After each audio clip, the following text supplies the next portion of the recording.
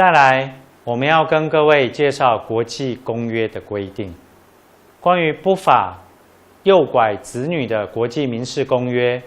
海牙国际司法会议，它在1980年，它制定有一个国际儿童诱拐之民事责任公约 （Convention on the Civil Aspect of International Child Abduction）。这个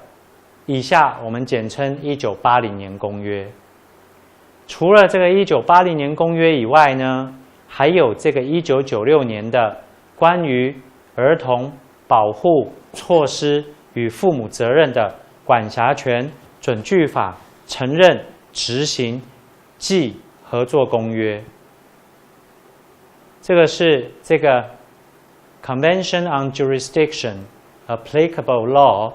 Recognition, Enforcement, and Cooperation in respect of parental responsibility and measure for the protection of children。 这个我们简称为1996年的公约。这两个公约呢，都是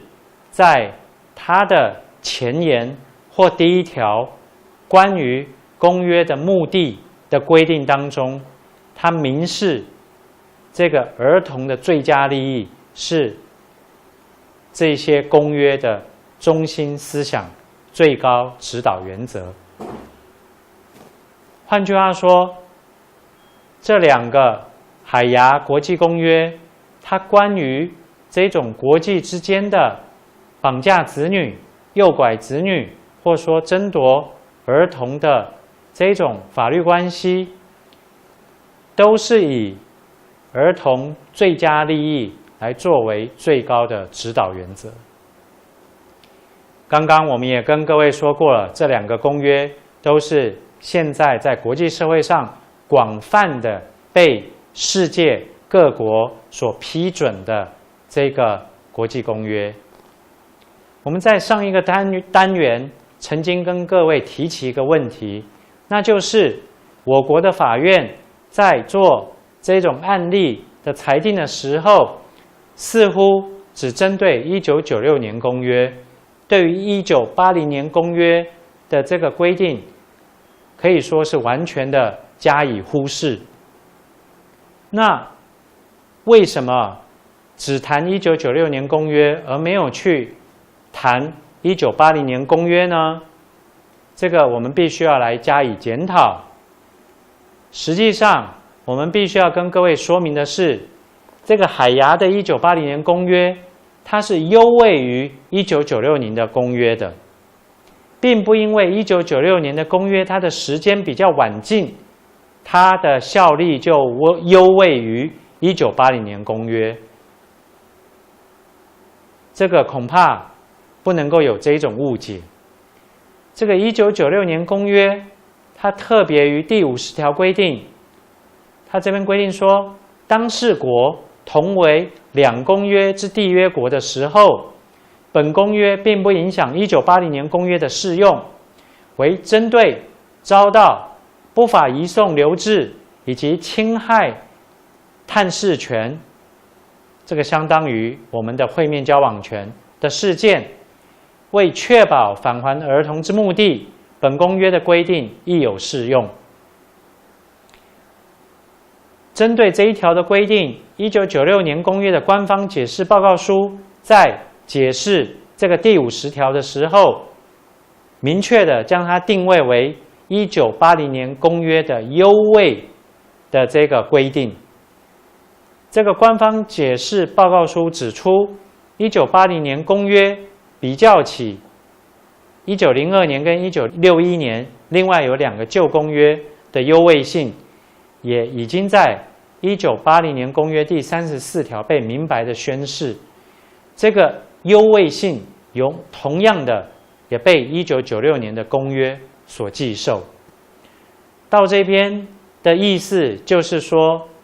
基本上1980年公约跟1996年公约都是现行有效的国际公约，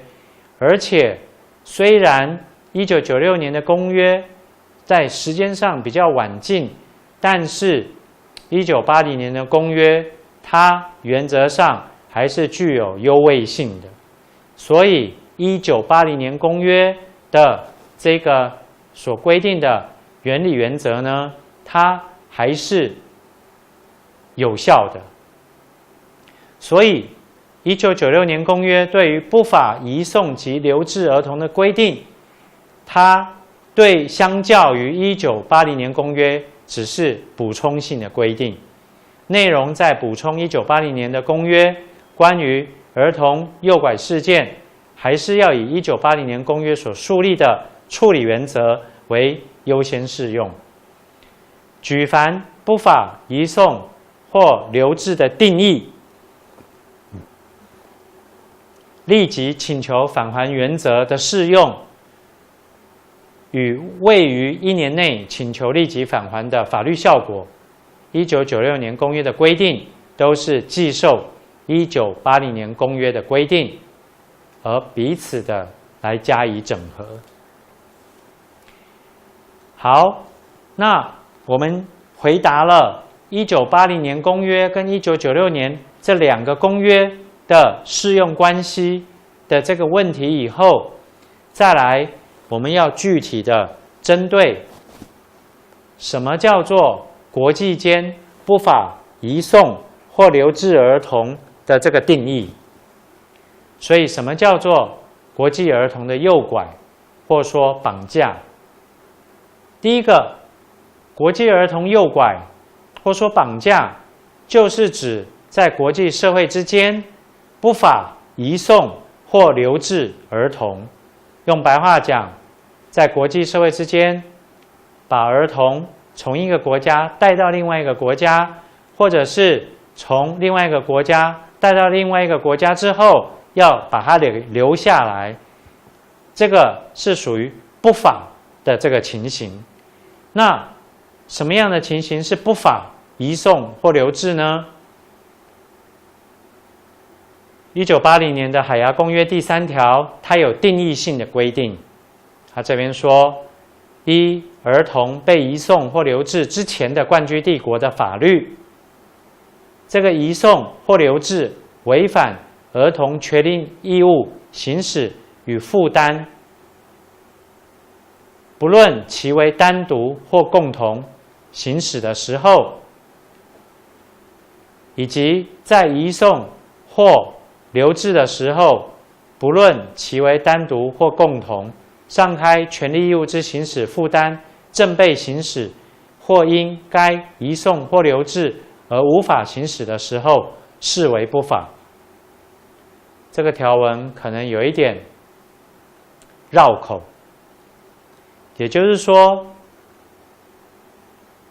在移送或留置的这个当时呢，这个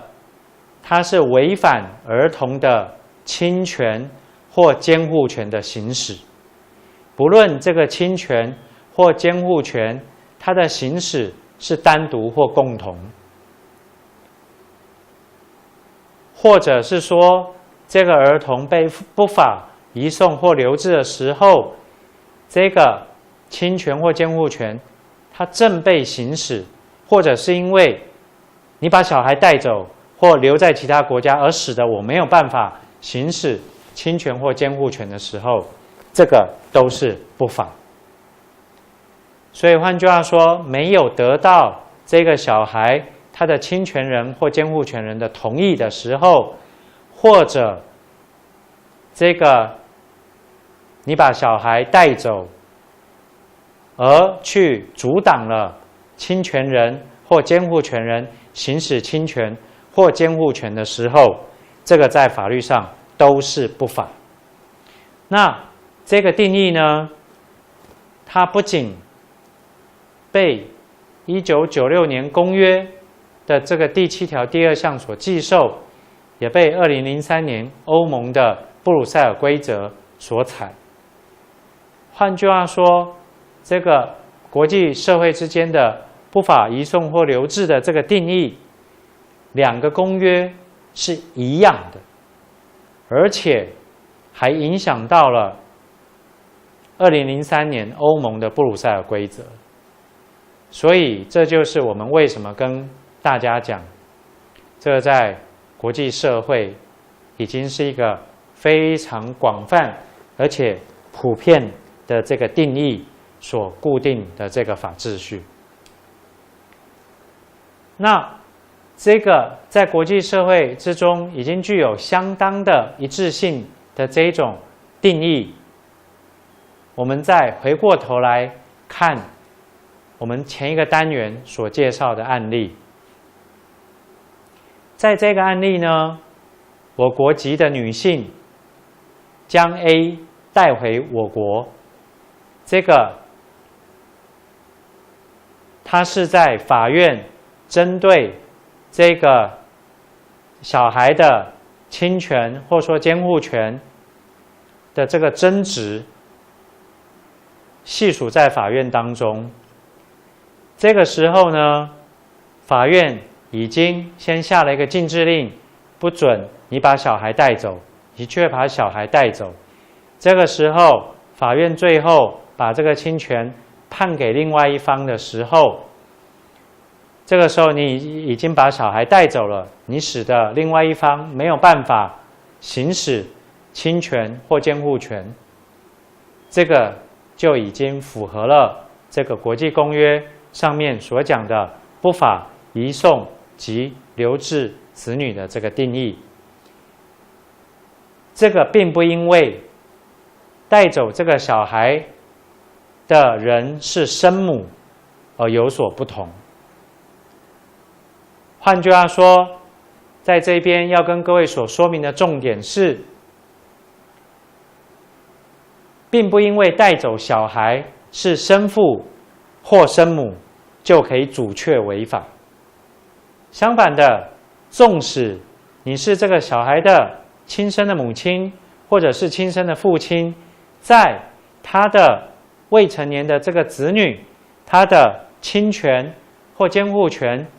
他系属在法院的时候，法院还没有做出最终的裁判的时候，你把小孩带走，而使得日后这个侵权人或说监护权人他没有办法行使侵权或监护权的时候，纵使你是这个小孩的生父或生母，这个在法律上面都是不法移送或留置。各位听清楚了吗？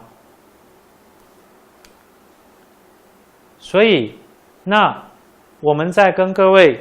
解释完什么叫做不法移送或留置的定义以后，再来我们要跟各位谈1980年公约它的规定究竟有什么样的重点。它有2个非常重要的重点，第一个叫做立即返还原则，第二个叫做实体裁判禁止原则。以下我们针对这2个原则来跟各位做这个详细的说明。立即返还原则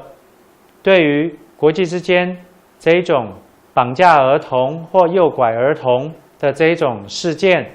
，1980年海牙公约，它在前言就明确的接诸关于儿童权利义务之行使负担的这个问题。儿童的这个利益系属优位，公约的目的在于保护儿童免于因国际之间不法移送或留置而受到伤害，并建立确保立即返还该儿童于原来的冠居帝国的这个程序。所以在前言他就已经提到了确保立即返还该儿童于冠居帝国的程序。显然开宗明义，立即返还原则就是这个公约的目的。所以在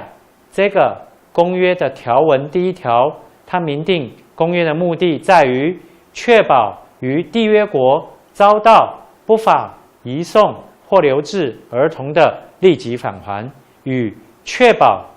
依缔约国法律所享之儿童权利义务之行使负担与探视权在其他缔约国获得有效的尊重。第一条就讲得非常的明确。那同样的，在第16条，它有规定，不法移送或留置的国家，我们刚刚讲到的目的地国或称为庇护国，不得针对该儿童权利义务行使与负担的问题为实体裁判。也就是目的地国或庇护国不能够针对这个儿童的侵权或监护权为实体裁判。也就是说，在收到依本公约第3条所规定的不法移送或留置的通知，从我这个国家通知你这个国家说，哦，我有一个未成年的小孩被谁谁谁某某某不法带到你这个国家。这个时候你收到这个通知以后呢，你这个国家就是我们所讲的目的地国或庇护国的司法或行政机关，原则上是不能够再针对这个小孩的侵权或监护权再去给他实体裁判。所以这个庇护国的司法或行政机关在未依本公约的决定不返还该儿童之前，或除非依本公约在收到通知以后，在合理期间内没有任何返还的申请被提出来的时候，原则上是不得就儿童的权利义务行使与负担，也就是侵权或监护权的实体问题来为裁判的。这个官方解释报告书针对第16条的规定，指出它的目的在于落实公约所订立立即返还原则的这个目标，防止庇护国针对儿童权利义务的行使与负担为实体裁判，除非有公约第13条与第20条例外事项的适用。除此之外，本条的适用还必须要有对儿童权利义务行使与负担之人向庇护国的中央主管机关为儿童遭到不法移送或留置的通知，并且在合理的时间内申请返还该儿童为前提。那所谓的合理时间是什么呢？可以依照第12条第1段所规定的1年为参考依据。过了1年以后，没有人申请立即返还的话，就不妨害庇护国就这个儿童权利义务的行使负担为实体裁判。这种情形就是第17条所应该处理的问题。我们这一节的课程到这边结束，谢谢各位。